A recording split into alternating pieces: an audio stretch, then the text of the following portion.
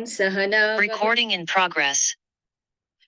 Sahana Vavatu Om Sahana Vavatu Sahana Bhunaktu Sahaviryam Karvavahe Tejasvinavaditamastu Ma Vidvishavahai Om Shanti Shanti Shantihi Om Sadashiv Samarambham Shankaracharya Madhyamam अस्मद् आचार्य पर्यन्तां वन्दे गुरु परम्परम् ओम गुरुर्ब्रह्मा गुरुर्विष्णु गुरुर्देवो महेश्वरा गुरु साक्षात् परब्रह्म तस्मै श्री गुरुवे नमः।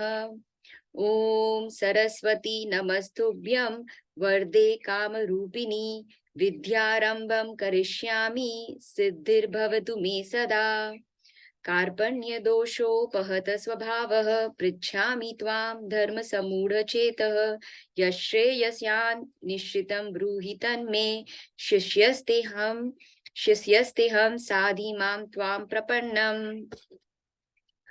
ॐ वाङ्मे मनसि प्रतिष्ठित मनो मे वाचि प्रतिष्ठितम् आविर्म एधि वेदस्य मा अनिष्टः श्रुतं मे मा प्रहासिः अनेनाधीतेनः अहोरात्रान् सन्दधामि ऋतं वदिष्यामि सत्यं वदिष्यामि तन्माम् अवतु तद्वक्तारम् अवतु माम् अवतु वक्तारम् ॐ शान्ति शान्ति शान्तिः। ओम भद्रं कर्णेभिः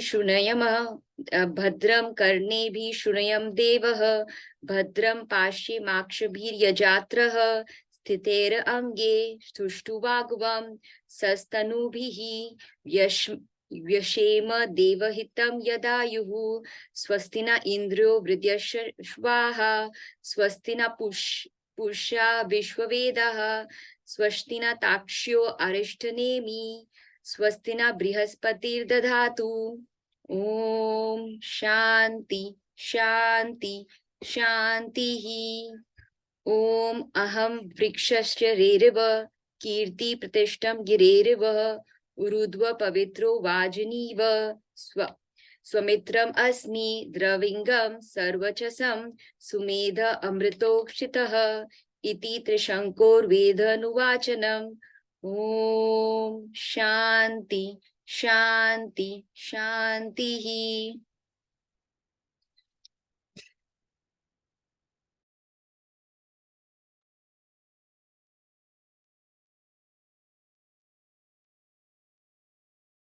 Thank you, Smita. Okay. Kavita, since you are the only one who also attended the last class, right? Smita had also attended. So can you do a little quick recap, a very quick recap for the rest of the class, what happened? Then we'll do a proper, like, starting with chapter 14. Okay.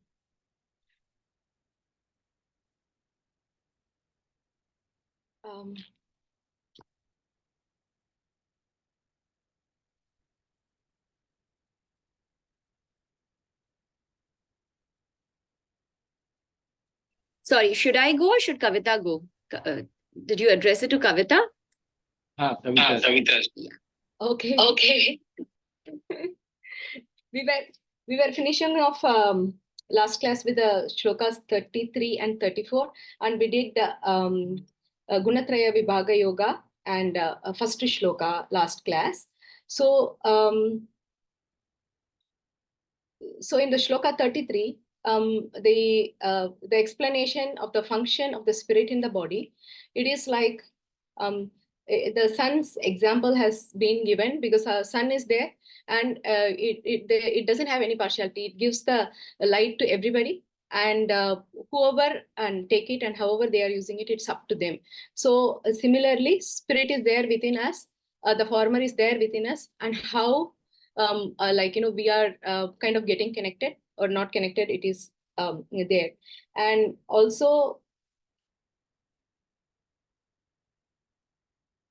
So the last shloka is talking about, concludes by pointing out the gains occurring from the realization.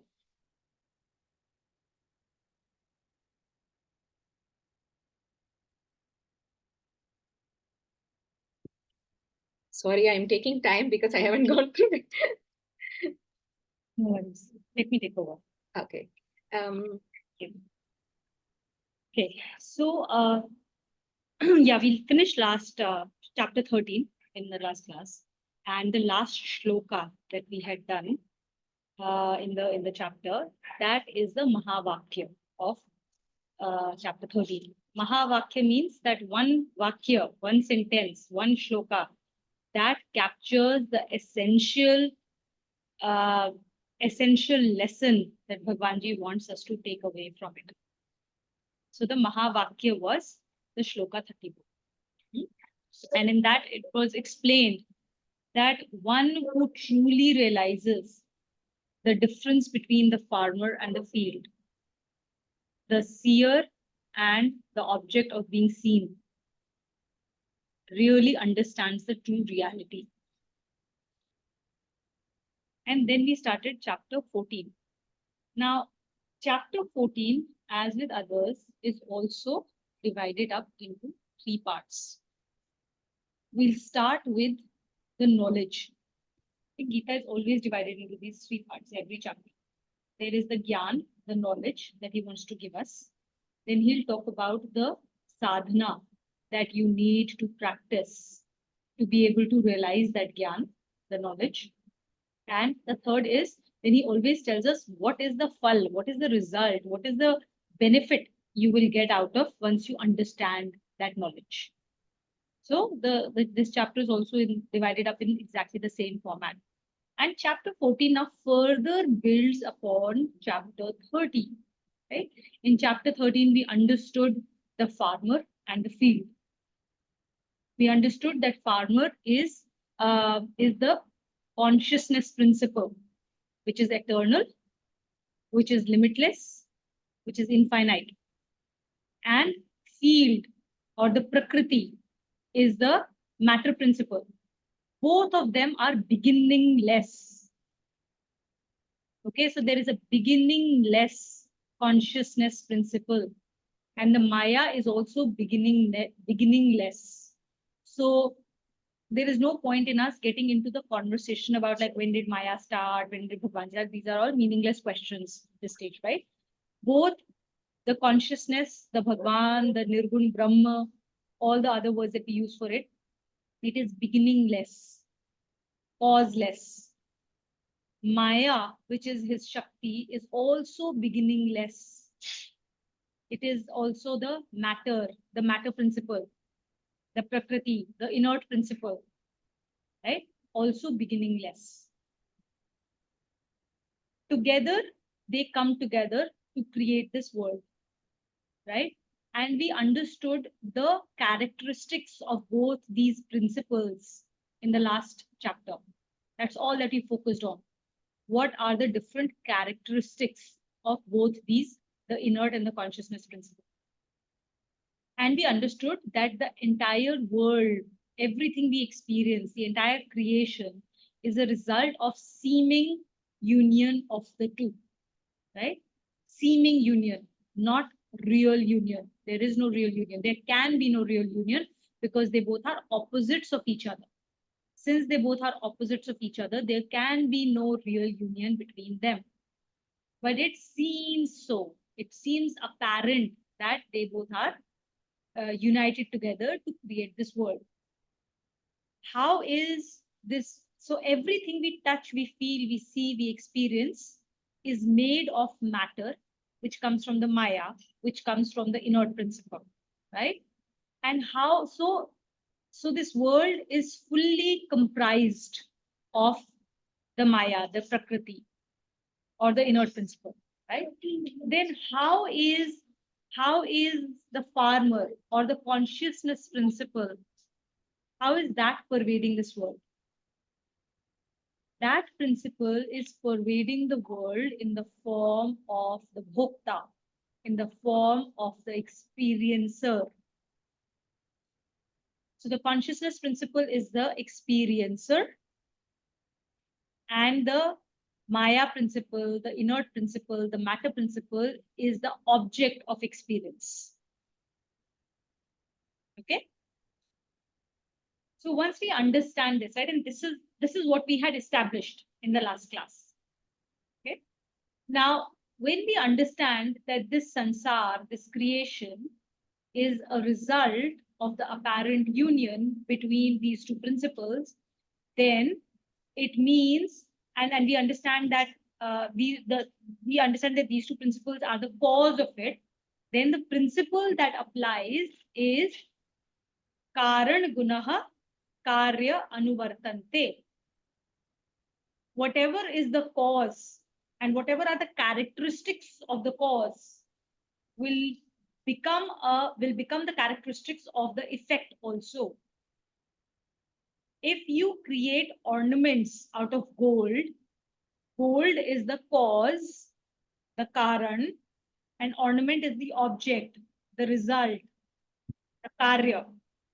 So all the characteristics of the gold will be the characteristics of the ornament too. For example, if the gold has 6% copper, then the ornament will also have 6% copper in it, right? Similarly, if you have a father and a mother as the cause and children are the karya, the result, the product of the mother and father, the characteristics of the children, the genes of the children come from the genes of mother and father. So some characteristics of father, some characteristics of mother. They can be a little bit up and down, right? But they will have characteristics of both.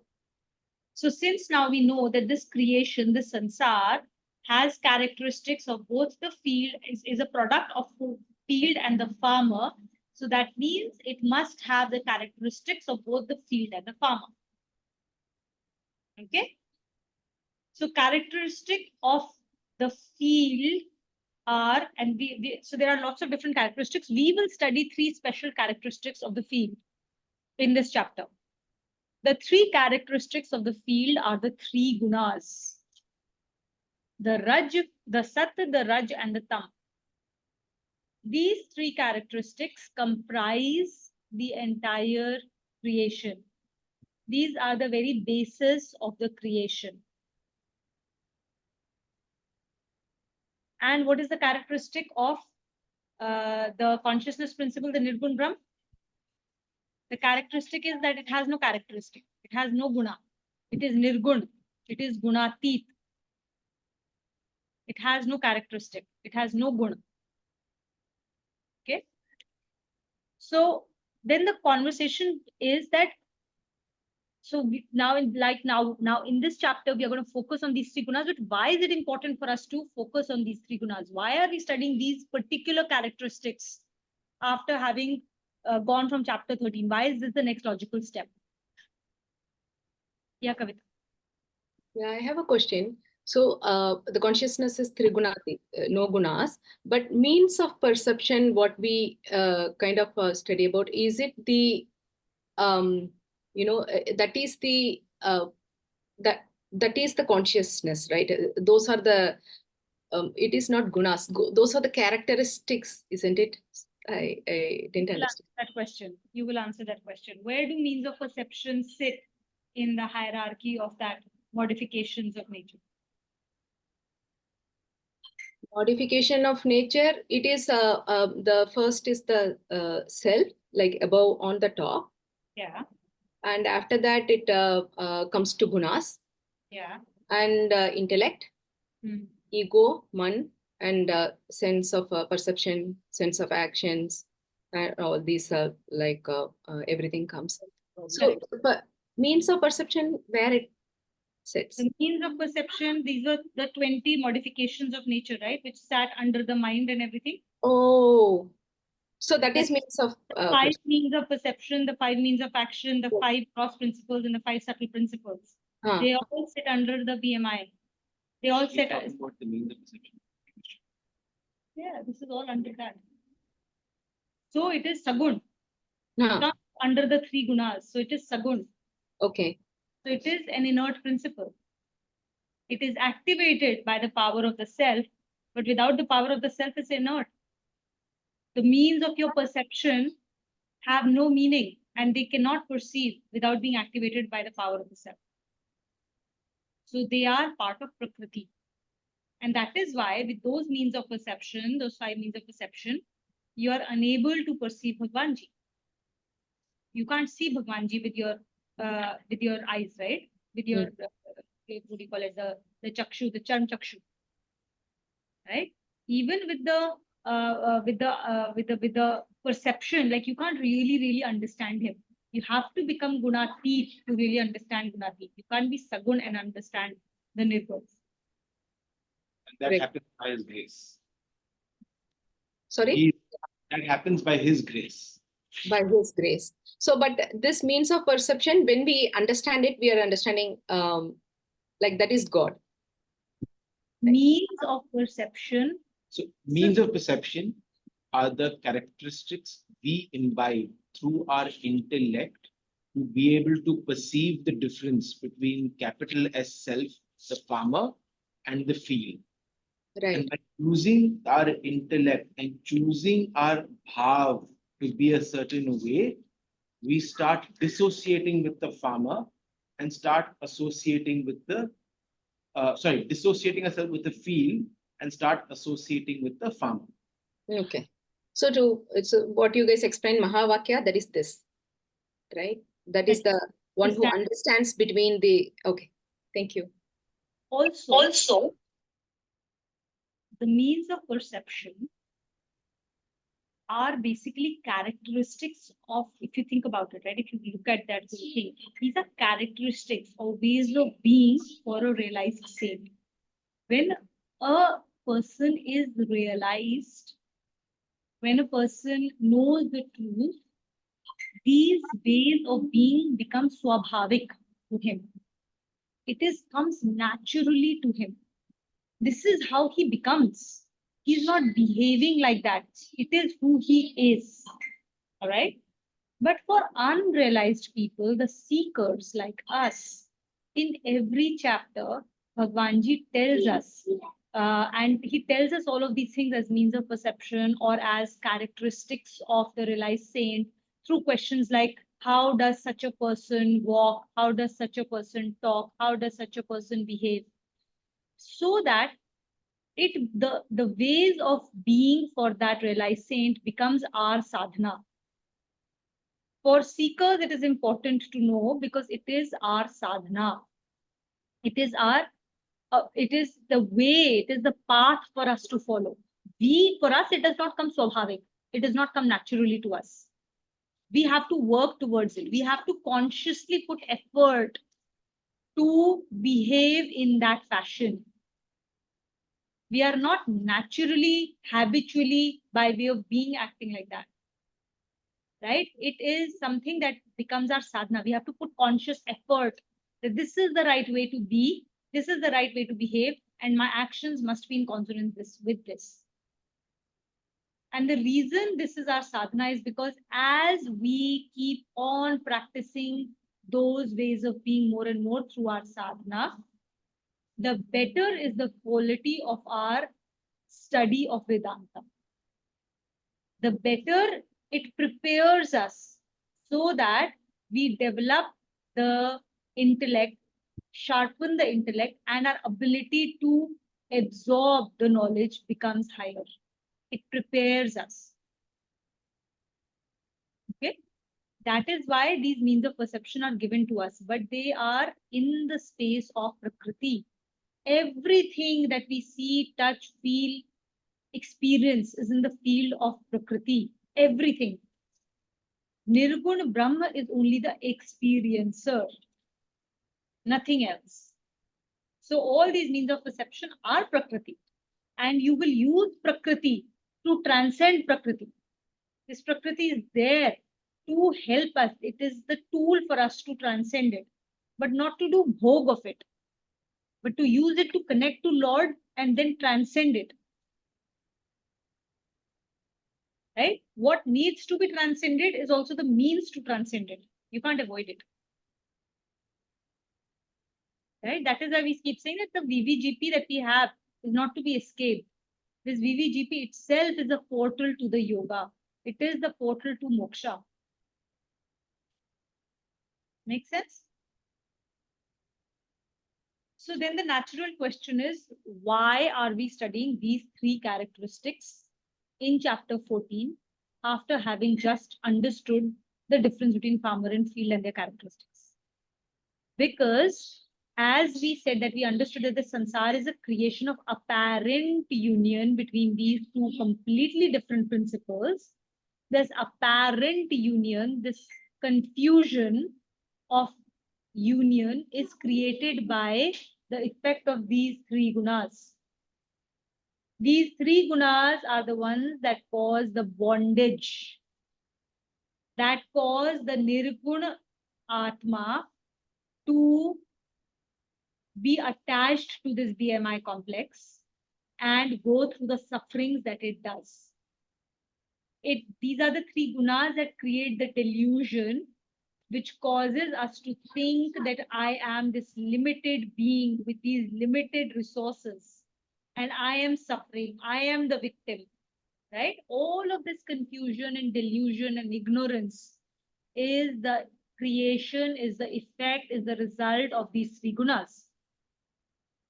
So for us to transcend, for us to be able to go past this Maya, to be able to free ourselves of this bondage, we need to really deeply understand what is it that is binding me. Once I understand what is binding me, I am able to unbound myself from it and become free. And hence I am able to then see that that Atma and this body, mind, intellect that I used to think is fused and I am this is actually not the case. There is a difference, and I can now start to realize that I am not this, I am this. That is why we need to study the three gunas in depth. Make sense? Okay. We'll start with Shloka 2. Rituj, will you read with us? There's no connection. Yeah.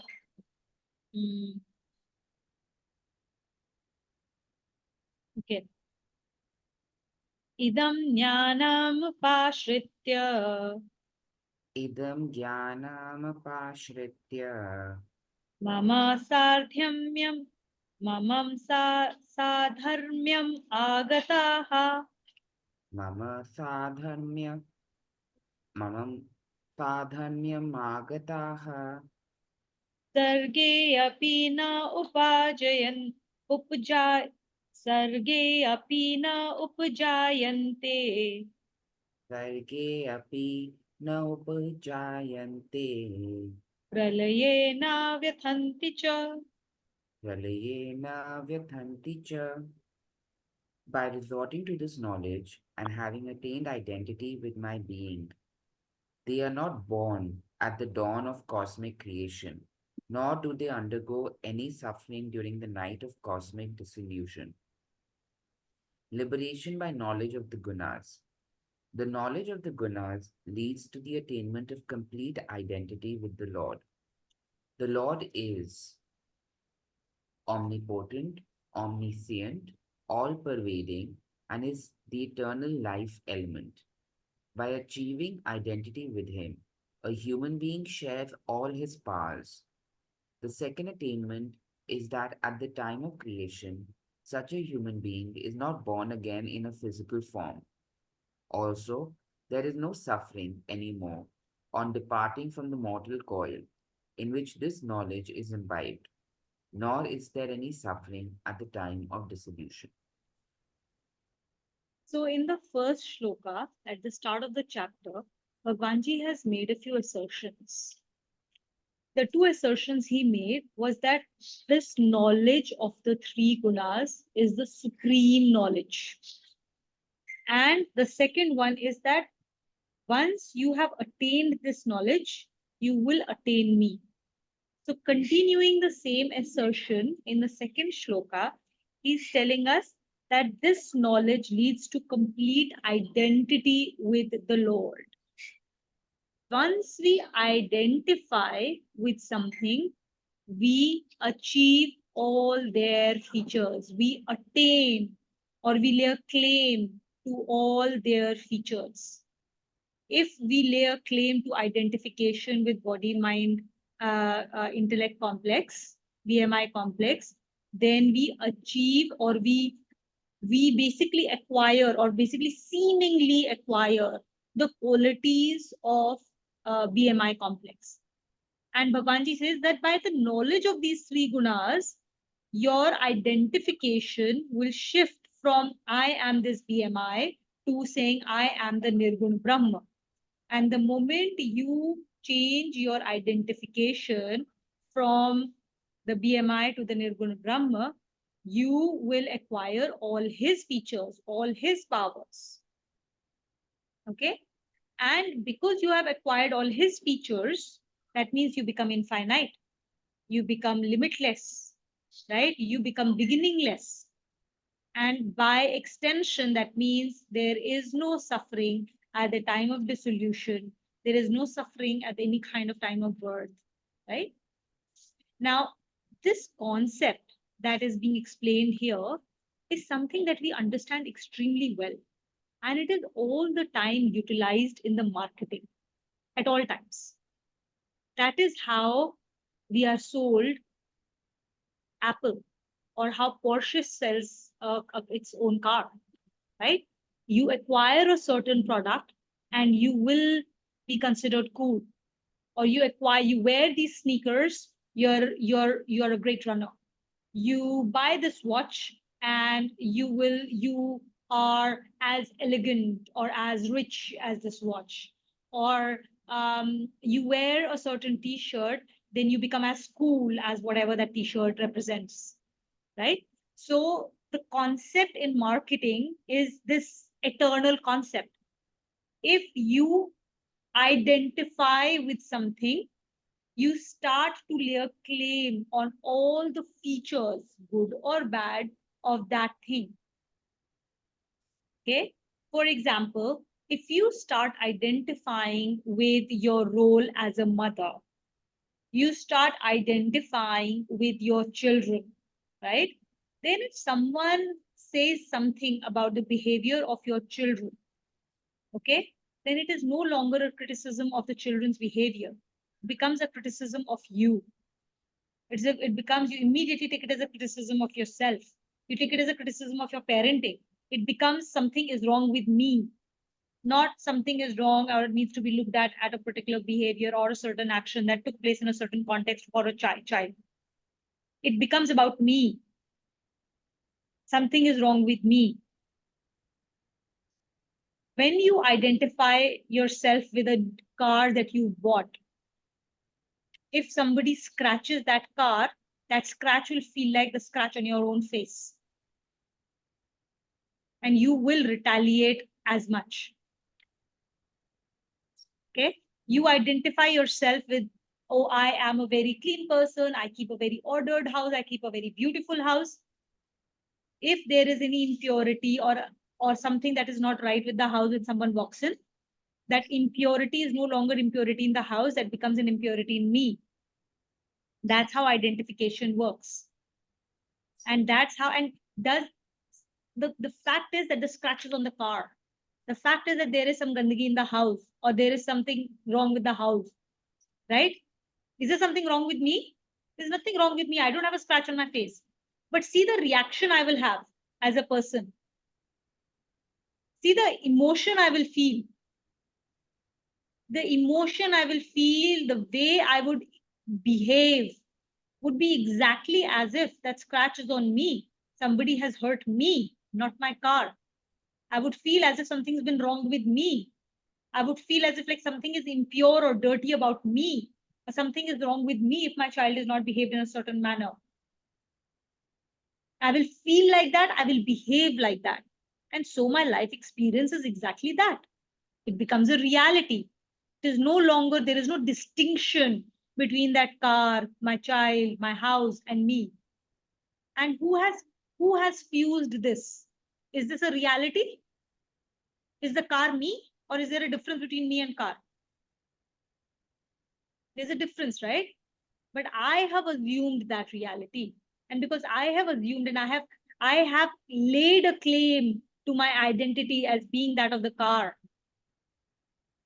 Right? This car is fast, this car is cool, this car is trendy, this car is Gen X or Gen Millennial or whatever, Gen Z. So I am that kind of a person. Right? And so anything that goes wrong with it will go wrong with me. That car, something goes wrong with it, I will suffer. That's how that entire marketing principle that we have employed all our lives as marketers and consumers, we've imbibed it, is exactly this principle that Bhagwanji is telling us of in this shloka. Any questions? Pretty confusing, this whole concept. So what we are saying is we should not get embroiled in our VVGPs because those are the Maya which has been created. Even though it's for us, we are not supposed to identify with them. Is that what you're trying to say? Yes. Yes. So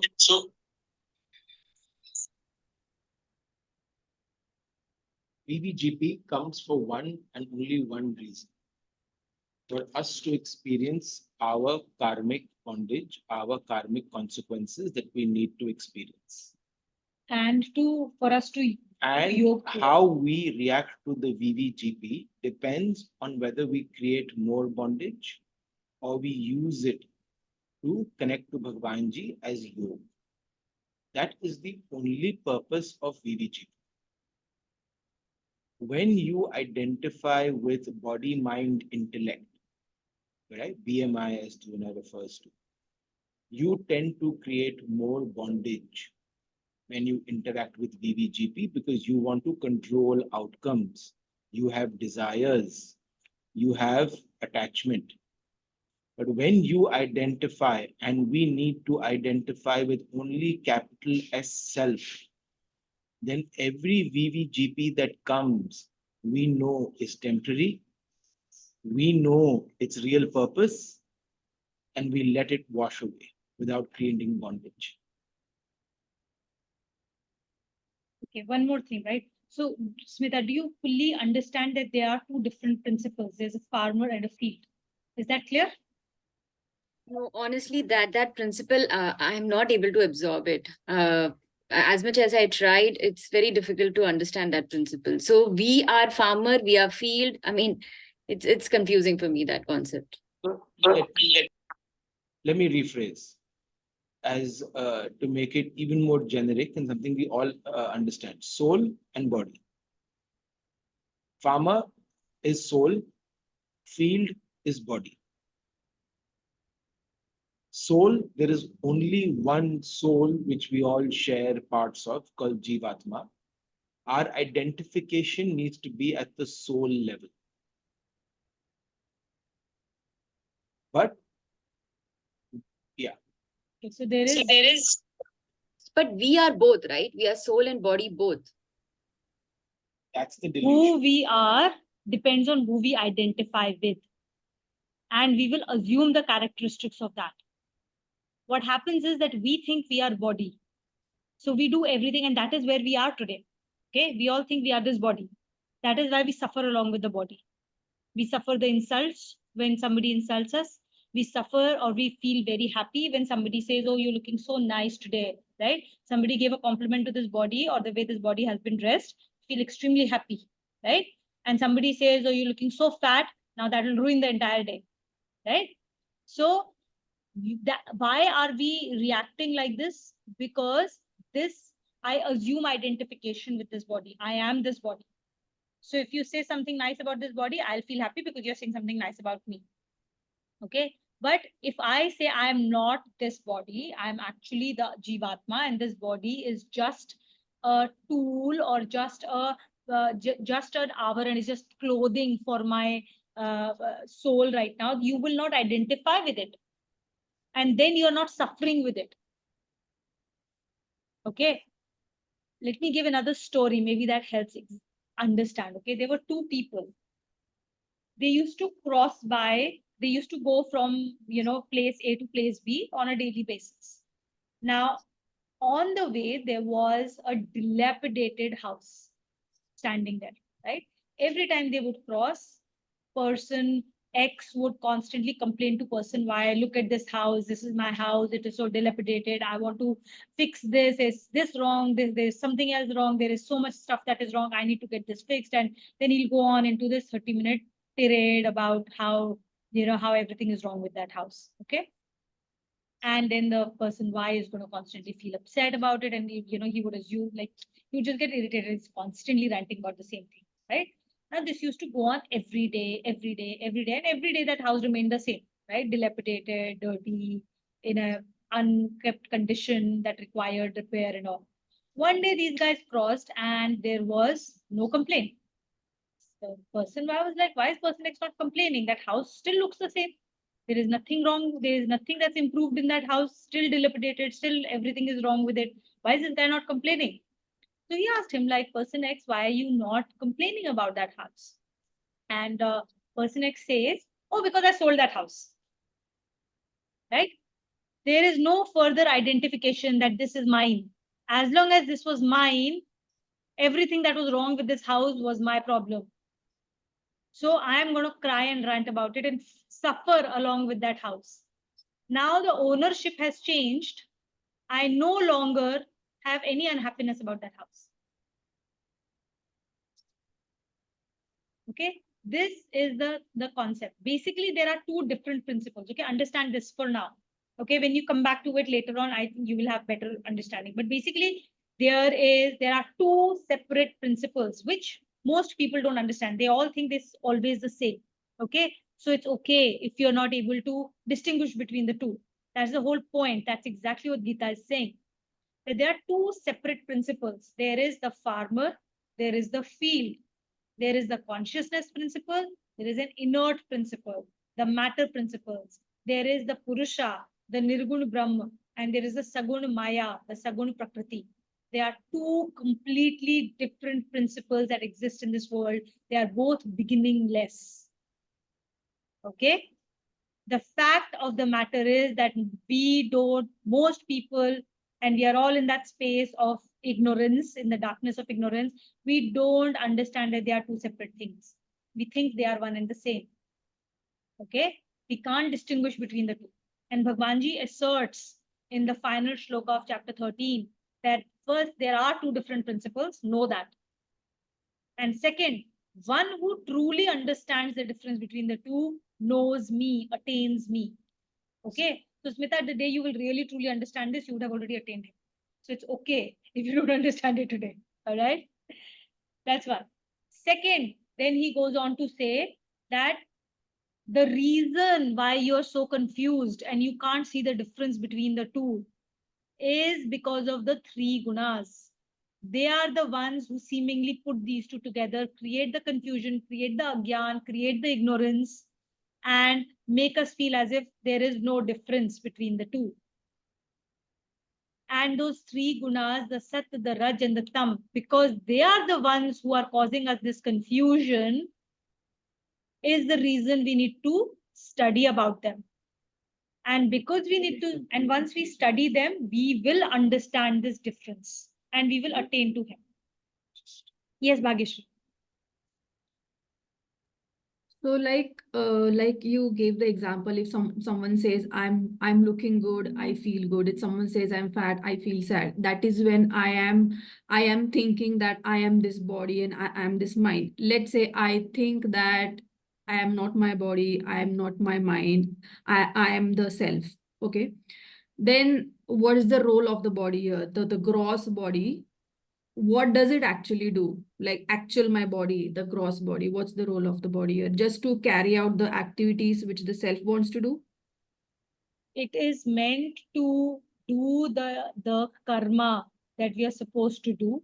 It is the means to be able to reach Bhagwanji. It is a tool given to the Jivatma to return to Bhagwanji. So yeah, so two things, right?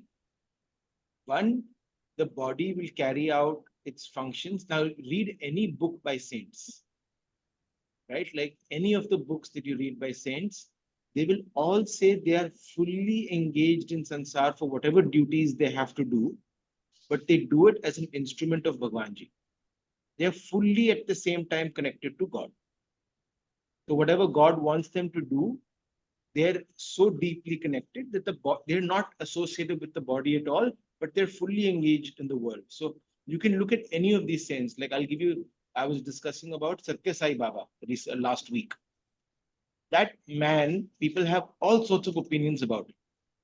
But I always say that man, what he was able to achieve in this world in one lifetime was incredible. The amount of Rajsik activity he did to create hospitals, cities, ashrams, to do irrigation, farming, all of those things. It's a monumental effort that you and I probably cannot do, even if we had a plan for it, right? But at the same time, he was fully, deeply connected to God.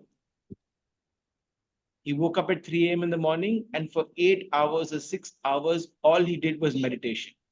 His diet, every day was exactly the same, like a piece of fruit and some rice if required.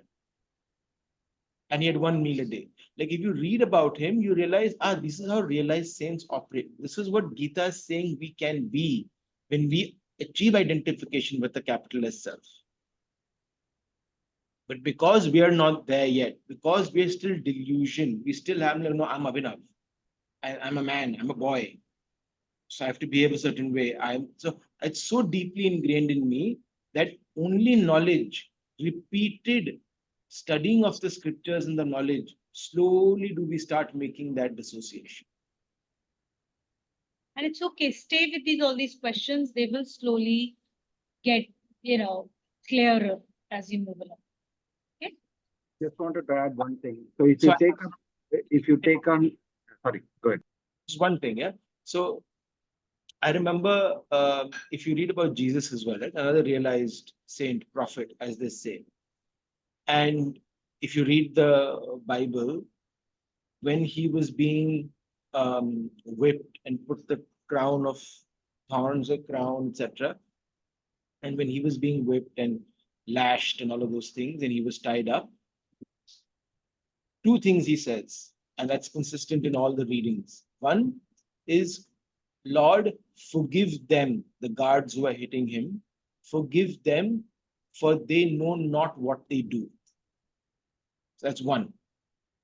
And the second, he kept praying, Lord, let your will be done, not mine. Right?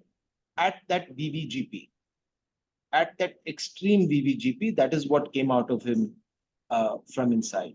And these are, I think, stories, examples. When you start reading other stories about other realized saints, you start seeing how Gita principle actually is lived by them and who we can be. Vijay, sorry to interrupt. Sorry. What I was referring to is like you are going the same this thing, right? Like if you take about any saints, Ramana Maharishi, if you talk about Ramakrishna, anybody, right? Like they would have, like Ramana was like having polio. Ramakrishna ji was having cancerous body. So they were able to completely disassociate. It's very actually deep concept. It's not okay. It is actual. The purpose is that simple. That yes, whatever soul needs, what we are supposed to do, whatever the self is dictating, the body has to execute. But they were doing at that level of consciousness, or they are able to take up some of the problems for their followers and so on. Whoever is actually having some karma footprints and so on, to save them, secure them in that lifetime. They have taken a lot of this thing. At that level, they will be able to do. They will be able to reduce the impact for their followers and so on. So that is also they were doing. So if you consider that, that's a level of the dissociation, right? Like even though the body is suffering, they will not have any consciousness about that, right? Like you also read about Brahmendra, when the king and his all the queens were taking bath, he was walking in this thing, right? Like he is a complete avadhut type of sannyasi. He was walking around happily. They misassumed that like he cut the hand and he was walking still without even any consciousness, without any pain. And then then they know it's a realized saint and he's bringing the hand. And he is able to do that, this thing, attach the hand back also. Oh, this fall down while I'm walking. So he attached. So that's when people realize. So that's the level we can draw parallel to. Correct. And closer home, we have the example of Maya ji. In the last few years of her life, she had very difficult physical time, right? She was dealing with cancer. And till the last moment, even after the time that she couldn't any longer get up from the bed, physically speaking, right? The physical body was going through so much pain. At no point of time, this is like directly from Shalini Didi's mouth, right? She was there every single day, 3 or 3:30 in the morning. She used to call Shalini Didi home. And at that time, she would start the sadhana. So, and at no point of time could you ask her, how are you feeling? She used to always say that if you talk to me about my health or you ask me how I'm feeling, these are irrelevant questions. I will not answer them. You want to talk to me about your sadhana. That's how committed she was to what she needed to do, her duty in the world. At no point of time she was completely dissociated from that pain. She never cribbed, she never cried, she never had a single word to talk about her health. Whatever this body has to go through, it will go through and it will do its job. But I am not this body. I will do what I need to do here. I am the Atma here. So she was fully dissociated, and this is somebody who was our guiding light and still our guiding light, right? And this is from like Shalini Didi telling us where she was with her for the last 2 years of her life, right? The last day of her life, she was still with her. So she tells us how this is like absolutely like right home with us, where you know that it isn't something that you talk off with saints who live in some very far away Himalayas or anything. No, this is a grahast who stayed in Bangalore, in Meerut, in Delhi, in Shanghai, right? People who lived life just like you and me, and they achieved that level of realization where they could dissociate themselves from the body and its functions and its pain and could live a life beyond that. Okay. So let's go on. Let's now. The last thing I'll actually add is in this delusion, right? And all of us are saying we have the delusion. Don't accept the delusion and don't say, yeah, I am deluded. I'll get the clarity when I do 5 more years of Gita. This is where your belief needs to come in. Mano, fir jano. Start telling yourself, no, I'm not this body, I am the soul. I want to experience the soul in me. I'm done with experiencing this body. I want to actually experience the soul inside of me. Mano, then you will start experiencing. And how will you experience it is because when something goes wrong and you're feeling upset, somebody said something to you, you feel upset about it. Then the inquiry starts. That's the start of the Swadhyaya, right? Because then you ask yourself, like, why am I feeling bad if I'm not this body? Why am I feeling bad if somebody said something to Hina here in this form? What is causing me to feel bad? That's when the Manan and Nidhi Dhyasan will start. What principle am I supposed to apply?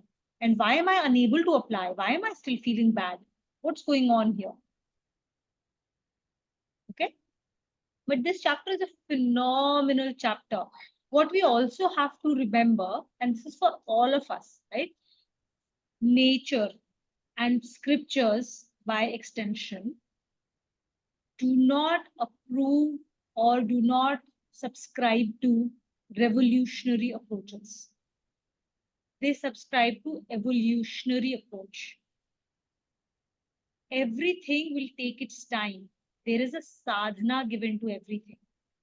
We all start from tamogun. You look at a child, and you learn this as we go through this chapter. I'm jumping a few buns, but just to give us a sense of like calmness, that it's okay to be where we are. And we will not go to a sudden stage of realization tomorrow morning. No, nobody can do that. It is not possible. Okay. And we will learn why and how that sadhana is. That is why there is a sadhana prescribed for everything. Step by step by step. Nobody goes from 0 to 100 by flying to it. You don't go from ground floor to first floor by just jumping to it. You have to cross every single step that is prescribed through the sadhanas, and then you will get there, and that's when you will fully understand everything. So we have to have so that is where faith comes in. Faith comes in that is my goal. I don't understand it today, but I have been prescribed a certain path to get there. I will give my best. I will do my best to do the sadhana. Eventually, I will get there. The faith has to be there to keep us on the path. Okay, and do that sadhana and give us that patience and that time that is required for us to get there. And we all will get there eventually. So let's, now that we've very clearly understood that there is a very real confusion here between farmer and the field, and now we've understood that this confusion really exists, as we have been told by the teacher here, who's Krishna, that this confusion exists because of these three gunas. So now let's go and inquire very deeply into these three gunas and understand what they are, how they operate, what they look like, how do I find them or understand them when I see them? Because they are not pratyaksh, they are not something that we can see with the eye. So if I can't see it with the eye, then I have to look for clues. I have to be able to collect data and make inference from that data to be able to see each of those three gunas in the nature in various forms, right? So let's now go into that inquiry. Okay, we'll start with that inquiry. The Shloka 3 and 4 we'll read together.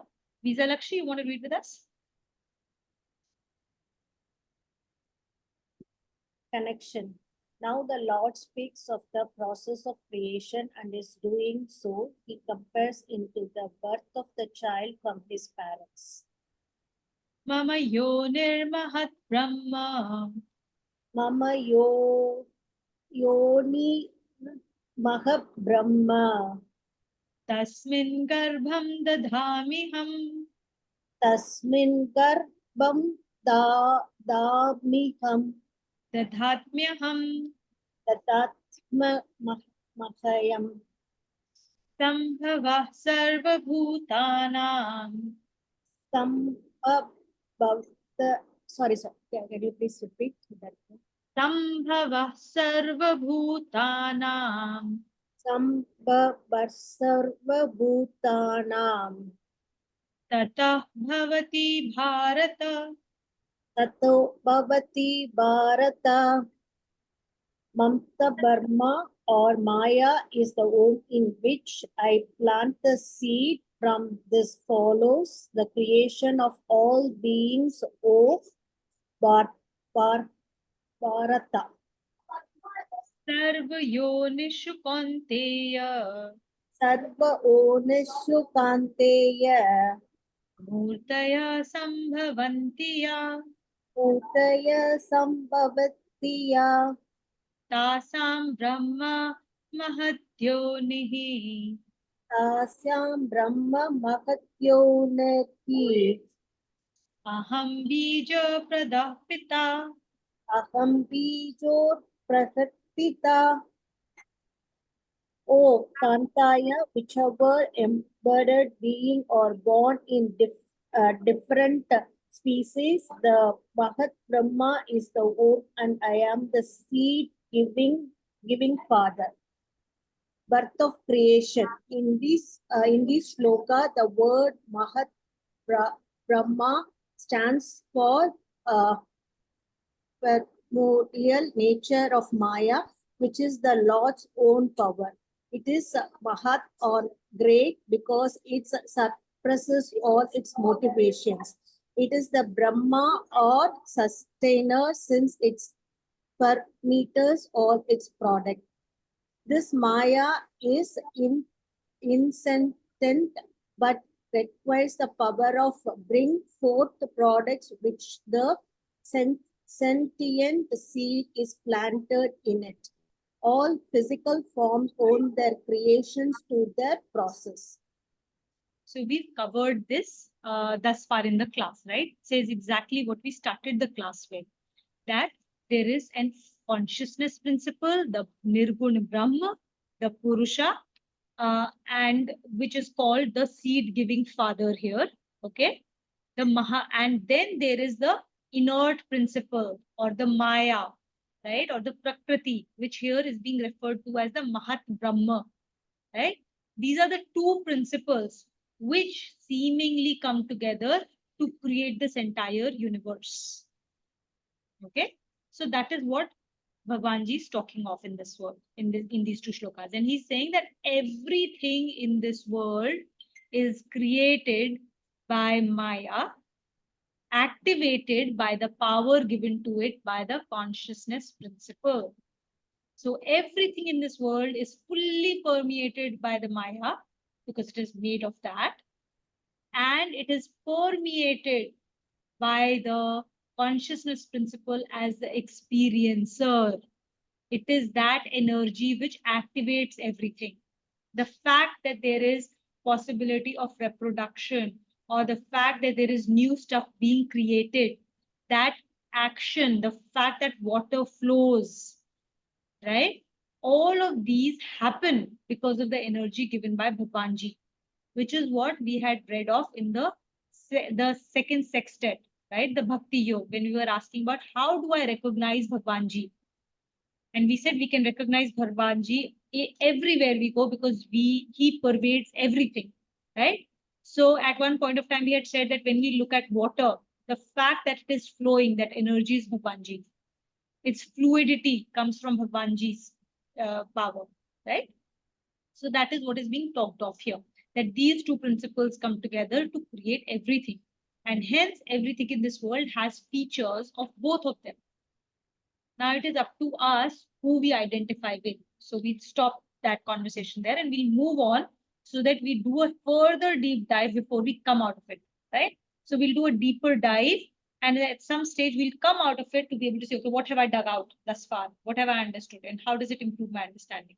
Okay. So we'll go to Shloka 5 now. Sanchita, you want to read with us?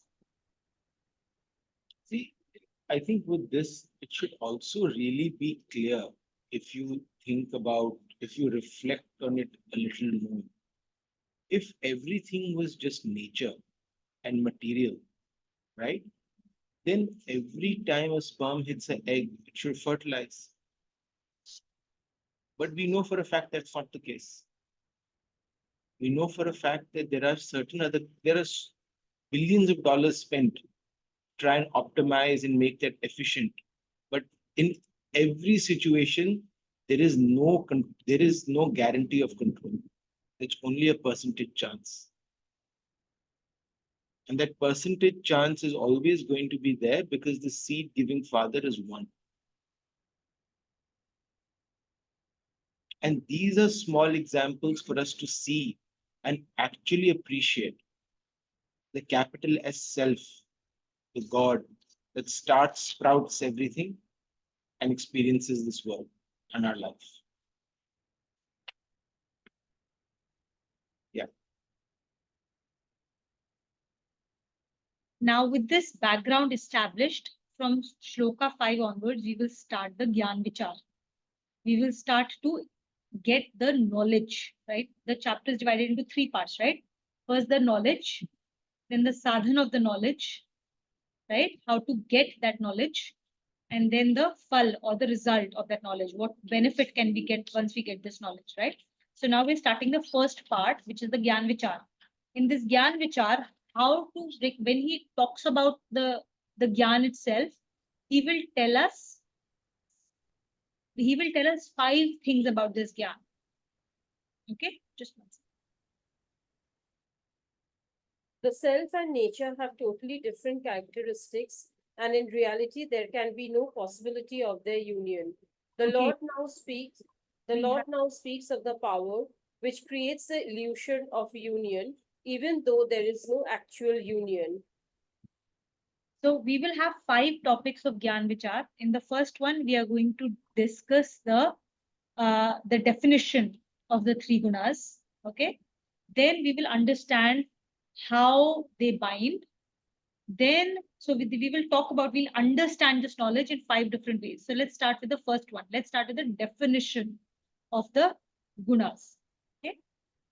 Sattvam rajastama iti Sattvam rajastama iti guna prakriti sambhavaha guna prakriti sambhavaha निबद्धन्ति महाबाहो nibaddhanti mahabaho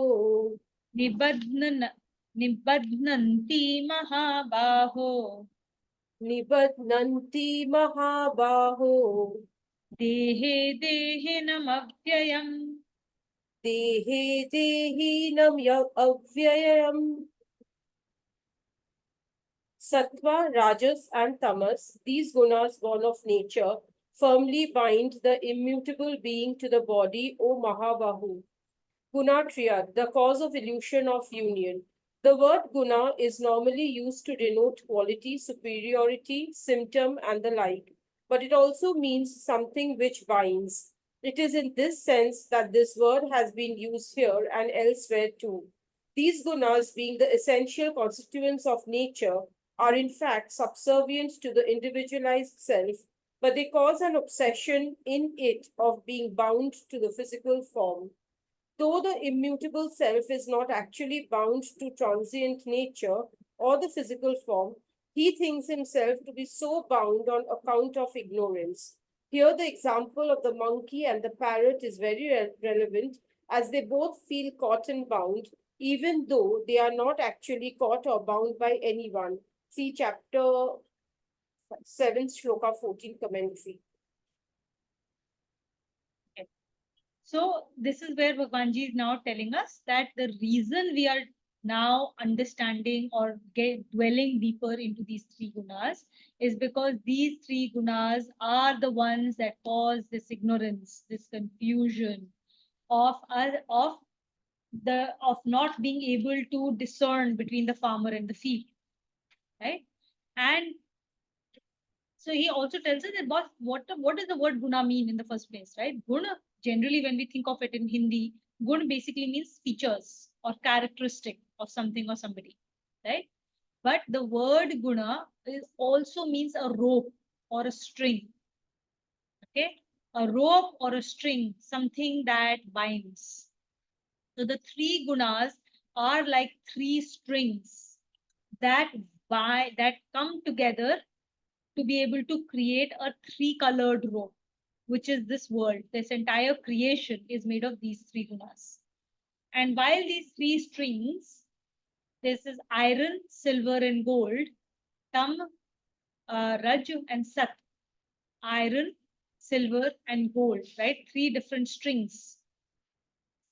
They bind. Whether it is a gold string, whether it's a silver string, whether it's an iron string, what binds, bondage is still bondage. All 3 of them put together, they bind together as well as individually. And they create an illusion of us being bound to this limited finite self and causes suffering that gets caused to the body, right? Because the body is going to grow, it is going to get old, and it is going to die, it will have diseases, and then we will suffer along with it.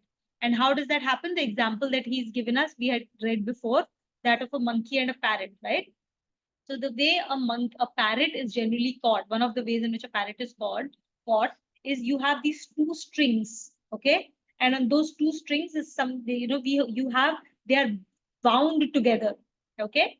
And they keep something around it, some grains for it to eat, okay? Where as soon as a parrot sits on it, holds on to this, it starts to unwind, okay? And the parrot is now hanging upside down, okay?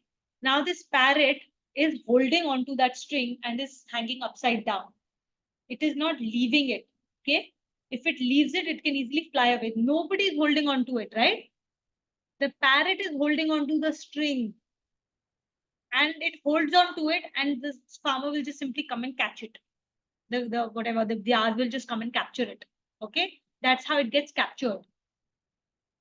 The parrot is free to leave that string and fly away, but it forgets that it has wings out of fear, out of anxiety, feels as if it is going to drop to the ground, it's going to get hurt. And out of that fear and anxiety, it forgets the capabilities it has and gets caught. Similarly, a monkey is caught by putting some food, some peanuts inside inside some kind of a pot which has very thin mouth. So the monkey will smell it and it puts its hands inside to take it out. And when it tries to take it out, it obviously closes its fist, right?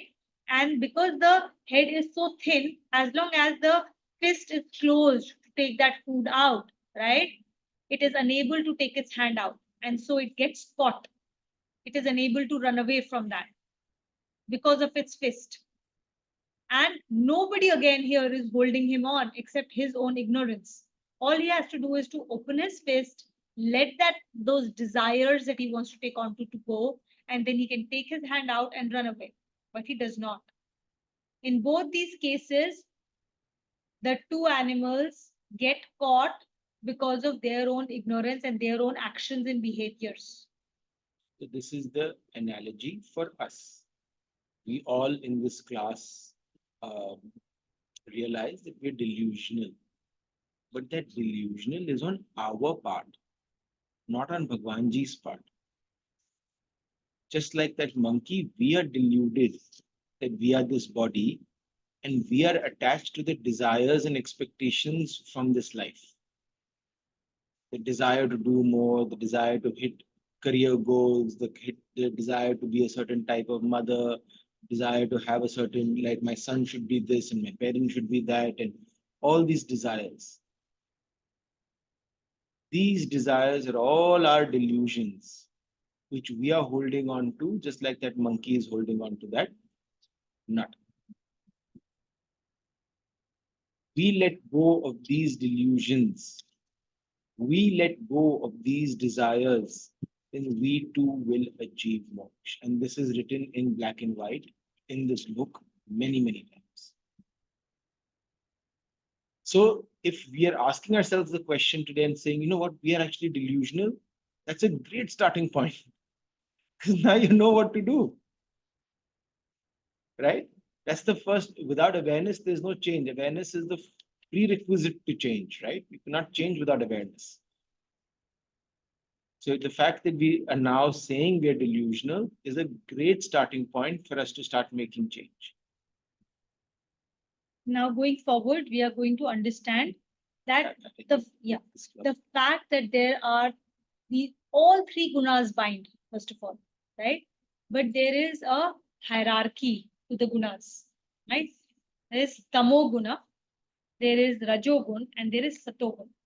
So satogun is the closest to gunatit, right? So you have tamogun. From tamogun, there is rajogun. Rajogun then goes to satogun. But all three of them bind. So there is no liberation just here. We have to be able to eventually climb up to satogun. And from satogun, we have to let this ladder go to be able to jump past to what is gunatit. Because as long as, even if we are in satogun, we are still in the space of maya. And for us to transcend the maya, we have to transcend the sato gun too. This will also answer a question that we are always asking ourselves: why is it not good enough to just be good? I act good, I behave well. Why is that not good enough? So we'll find out why it is not good enough again in a different way. We've answered that question all through, but in this chapter, we'll answer that question in a different way by understanding how even satogun, how goodness also binds. Okay. So in next class, we'll understand the definition of the three gunas. We'll understand their characteristics, and then we'll also understand how they all bind. Okay, why and how the three gunas bind us. So that will be the next class. For this class, why don't we do the takeaways now? Unless somebody has questions, we can take questions before and then we can do the takeaways.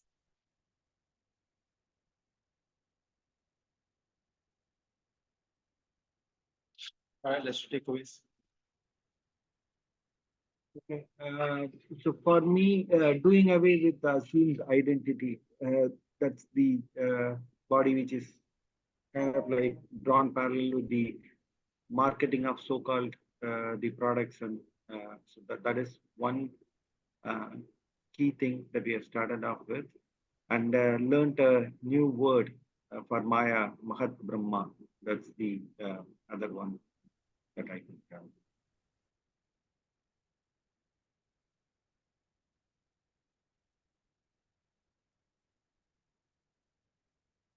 Yeah.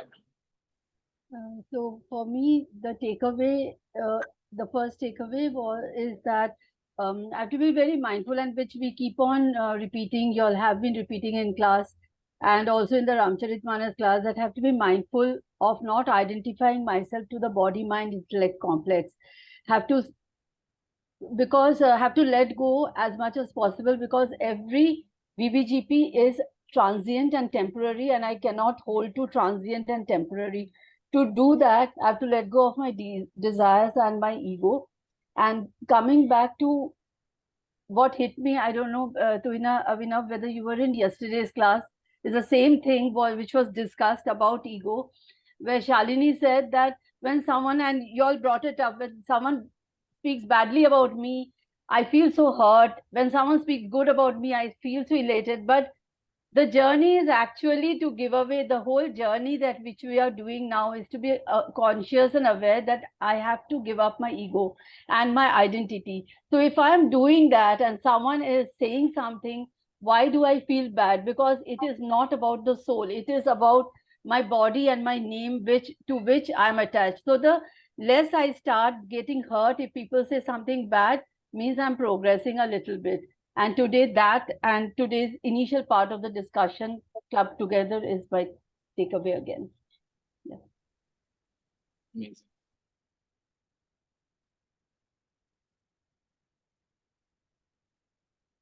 My was similar as well. It's about what I choose to identify with, whether I want to identify with God or do I want to identify with my BMI, and that distinction, and how, again, the Vyakti, Vastu, Ghatna, Paristhiti that come in my life, how I can use that to connect with God and the yoga that I can do. So that was my takeaway, and the concept of bondage and creating it, uh, uh, that choice that I have, and to get rid of it by always identifying with God rather than the physical and the gross aspect, the subtle or the gross. So Shall I go next? So my takeaway is, when we identify with something, there is attachment.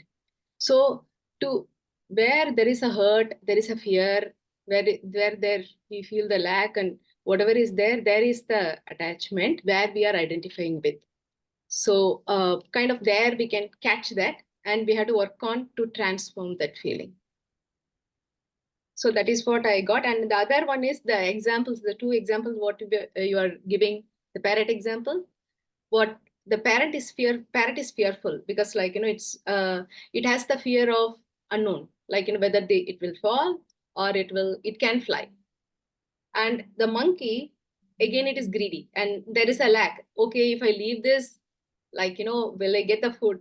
So it just to kind of having that connection, because of that, very similar to us also, because we have all these characters, and there is a fear about the unknown to step into the level. And also we feel that, the sometimes feel the lack in all these things, so that we have to just catch the right areas where we are feeling it and work on it.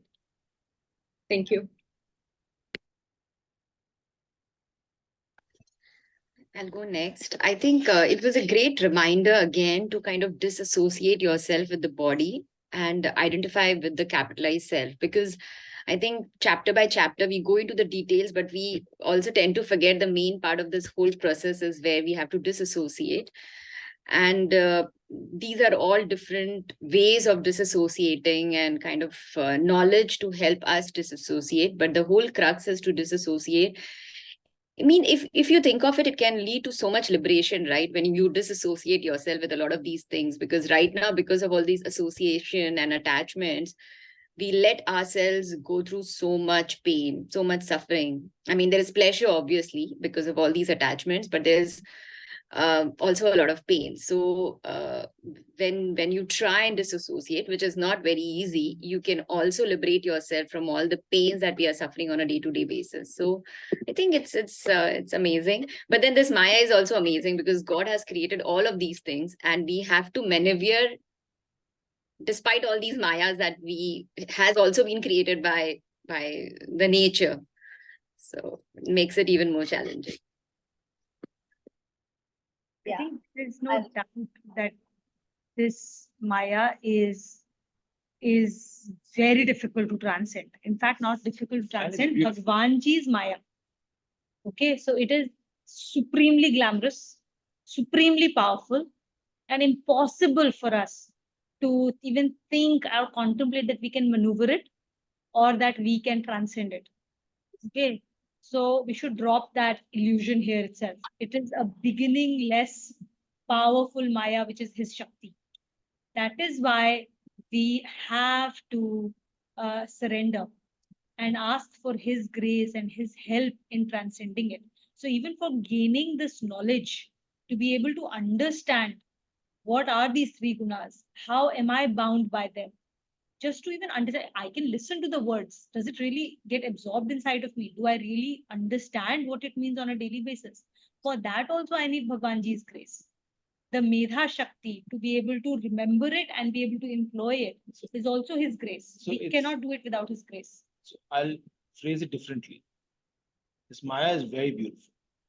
The diversity of this world is very attractive to us. And to every single human being, you'll have something else that will be attractive. But if you remember chapter 9, this is the greatest open secret. The reason why it's attractive to us is because that is our starting point to see Bhagwanji. Once you start seeing Bhagwanji in the things that you like, you will start seeing Bhagwanji in the things you don't like. And that is when you come to chapter 12, chapter 14, where you start seeing, oh, God is everywhere. So why am I being bound? Right? So use the Maya, use this as a way to connect to him, and he himself will get you out. Yeah.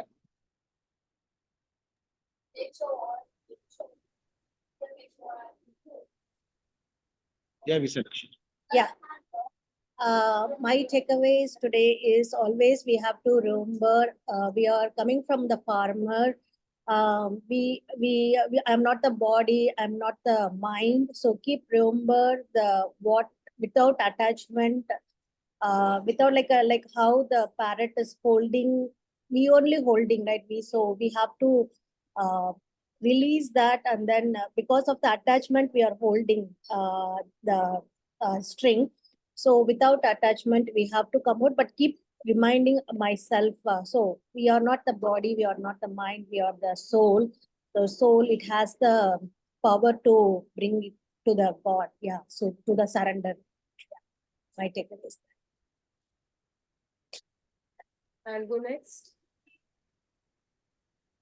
I think, what I related most today is an example of the monkey and the parrot that that we spoke about, that, it is our own ignorance that, causes us to be delusional. So I think it's a constant reminder to myself that, I need to be mindful of the fact that everything that is happening around me in life, I should take it either as a lesson to learn and move on from, or take it as a blessing that, something good is happening, and it is Bhagwanji's grace that is happening.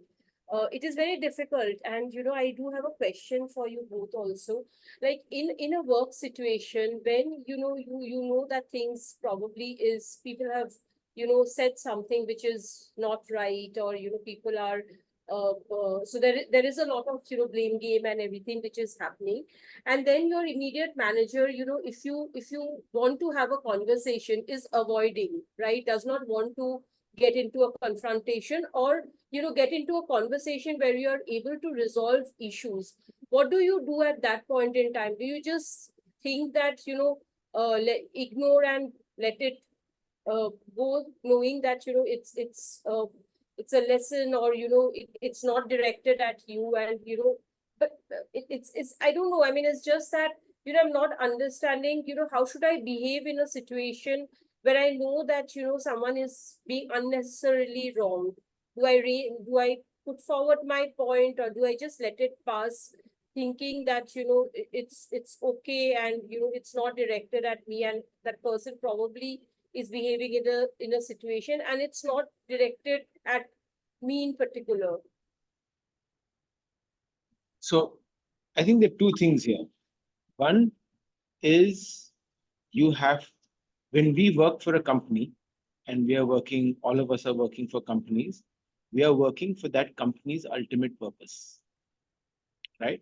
And for its company's ultimate well-being.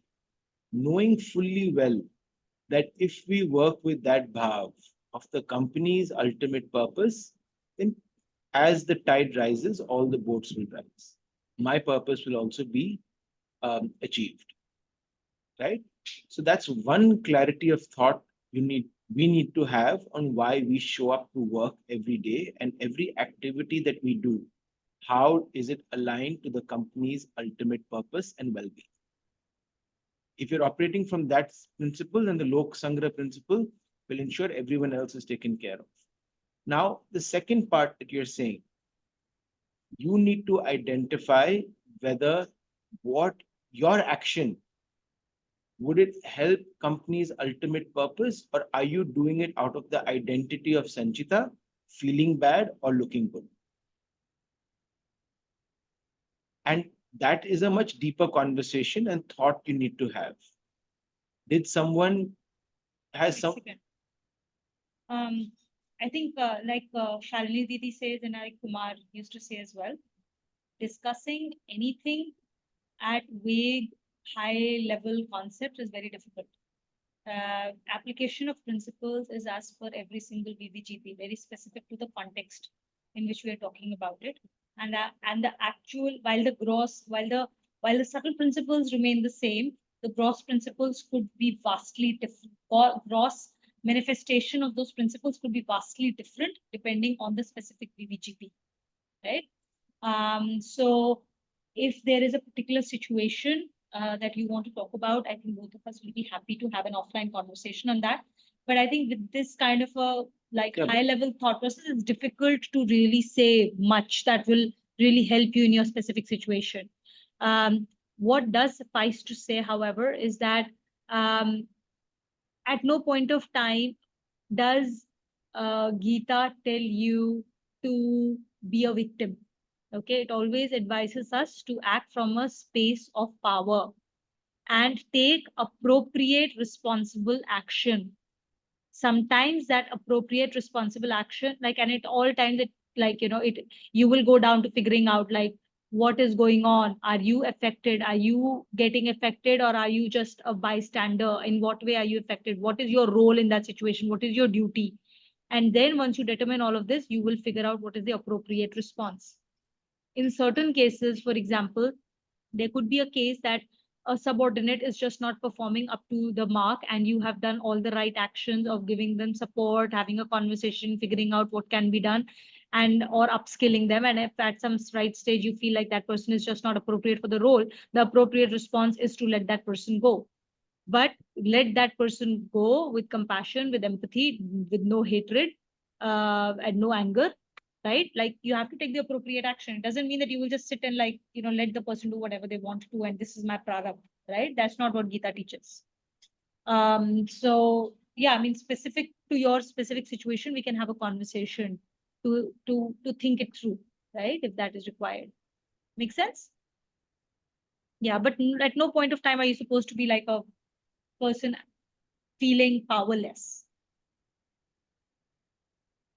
Thank you.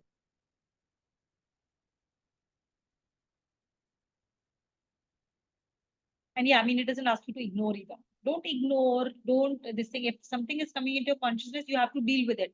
Now, sometimes that dealing could be just internal, and sometimes that dealing requires an external action. Yeah. Who's next? I'll go next. Yes. So I've been working on, like, I've been reflecting and thinking about not focusing on the results and outcomes, but doing my karma and focusing on the action itself with all the bhav which I'm doing. And though it's not possible for me, it's not possible for me to do it still in all the situations, or maybe not possible at all. But this thing which we read today, that if we identify with him, then if we, while doing any action, if we focus on him, if we identify with him, then I think it would be easy to do the action as well. So I'll focus on that.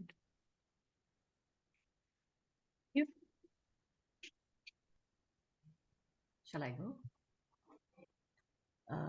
I think everybody's takeaways cleared a few of my questions again. So it's all about, like Kavita said, it's all about either fear or desires. And I think as long as we are attached to either of them, that's where our attachments are. So hopefully, after knowing the gunas and how it is keeping us delusional, hopefully a few more things get cleared. And yeah, that's about it, I guess. That's my takeaway. And what Abhinav said was mano phir jano. So try and implement that. Try and probably dissociate and see how it at every situation individually. So that's about it. And what Sanchita's experience, probably you can take it into your not just the office situation, maybe home situations also. Like, so yeah, apply it and see. What you said made sense. Look at each thing individually. Absolutely. Absolutely. Yeah. Thank you.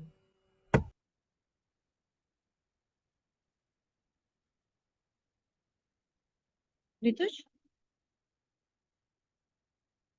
I shared already. Perfect. Sorry. Okay. In that case, we're done for the day, right? So we'll do the closing shlokas. Today, Smita was nice enough to do the invocation shlokas. Smita, will you do the closing shlokas too? I think your invocation shlokas were really well done, Smita. I think you just need to focus on some, like, now you need to go deeper down. Like a macro level, it's all good, right? You got most of the stuff. So only small places where you're making like little mistake, either in terms of like just, chota a, choti e, bada u, badu, like those matras, right? Those very small, detailed things that you should go deeper into to listen. And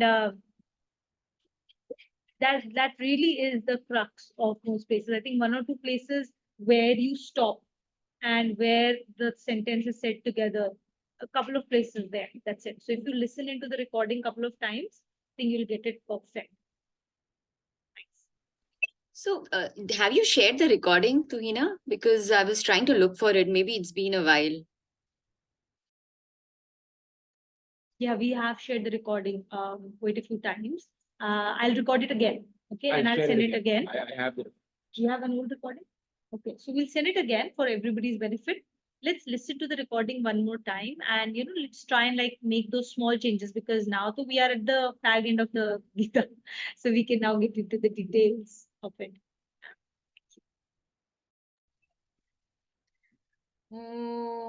ॐ सर्वेषां स्वस्तिर्भवतु सर्वेषां शान्तिर्भवतु सर्वेषां पूर्णं भवतु सर्वेषां मङ्गलं भवतु ॐ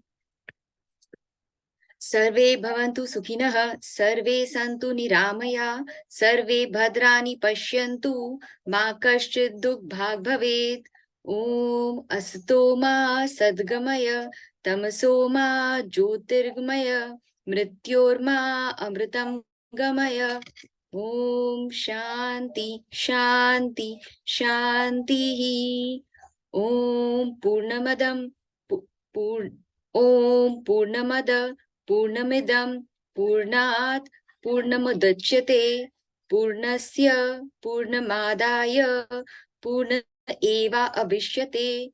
Om Shanti Shanti Shanti. Om.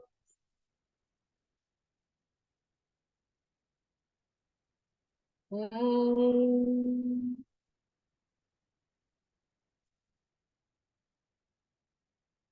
Om.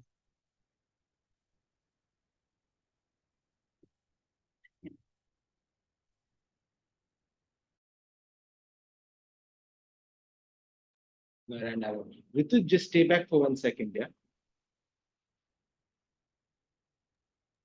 Thank you. Thank Okay. you. And, Narayan, Thank Narayan. you, Narayan, Narayan.